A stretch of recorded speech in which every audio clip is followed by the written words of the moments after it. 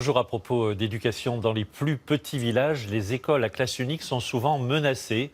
Trop peu d'élèves, le rectorat veut les fermer. En Saône-et-Loire, 51 de ces classes sont concernées, comme celle de Saint-Point, où les parents d'élèves d'ailleurs manifestaient ce matin. Sur place, Céline Blancpain et Thomas Gatti. C'est une école de campagne construite il y a un siècle, sous la République de Jules Ferry. Un lieu de vie où l'on sent battre le pouls du village. Ce matin, les habitants de Saint-Point se sont réunis pour défendre cette institution, menacée de fermeture. Moi, je pense que c'est la mort d'un village. On s'est installé à Saint-Point, c'était pas par hasard. Déjà parce qu'il y avait une petite maison à rénover, on a eu le coup de cœur. Et la deuxième chose, c'est qu'il y avait une école maternelle juste à côté. Dans un courrier reçu par les élus il y a un mois, le rectorat ne cache pas sa volonté de fermer les écoles avec des classes uniques, comme Saint-Point.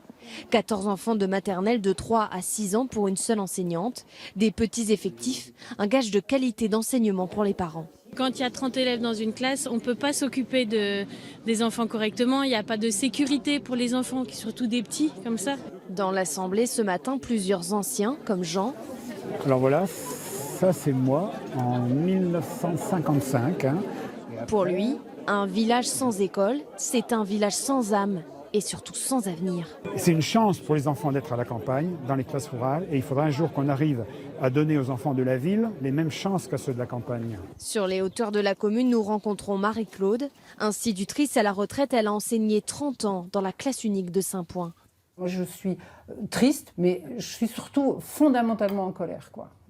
D'autant plus que les politiques d'en haut disent qu'il faut défendre absolument l'éducation, l'enseignement. Et sur place, on est en train de tout casser.